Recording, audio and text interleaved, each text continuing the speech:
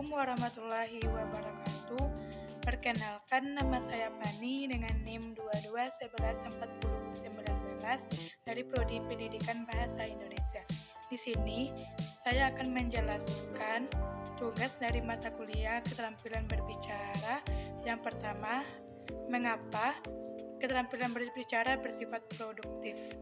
Disebut produktif karena keterampilan tersebut digunakan untuk memproduksi bahasa demi pencapaian makna.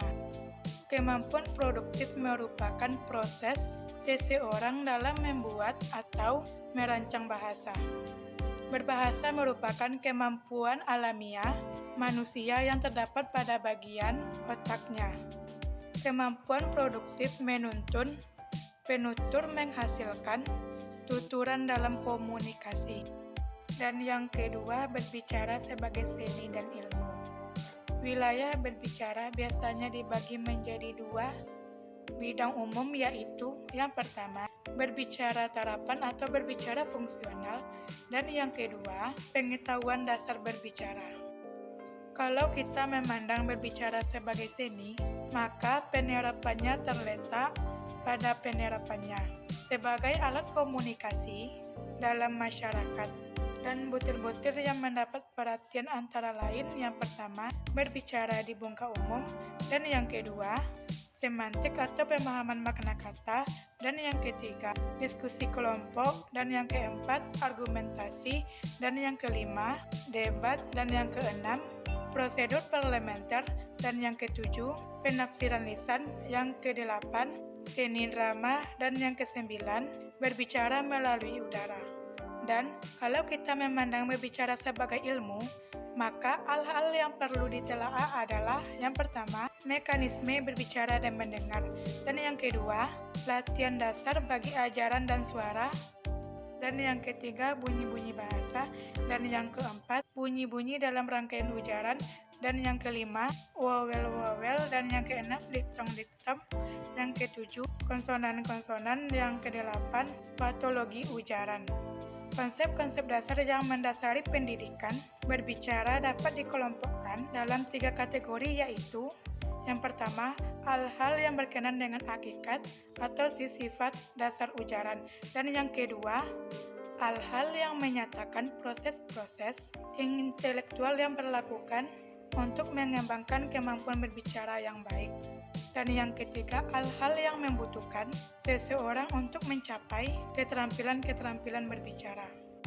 Dan soal yang ketiga, bagaimana menjadi pembicara yang berhasil, khusus tip dan trik membawakan sebuah presentasi. Yang pertama, mempersiapkan diri dengan baik. Yang kedua, berikan pembuka yang apik. Sebagai contoh, kamu bisa tarik perhatian audiens dengan mengucapkan salam dan meminta mereka dengan membalasnya dengan semangat. Dan yang ketiga, perhatikan komunikasi nonverbal.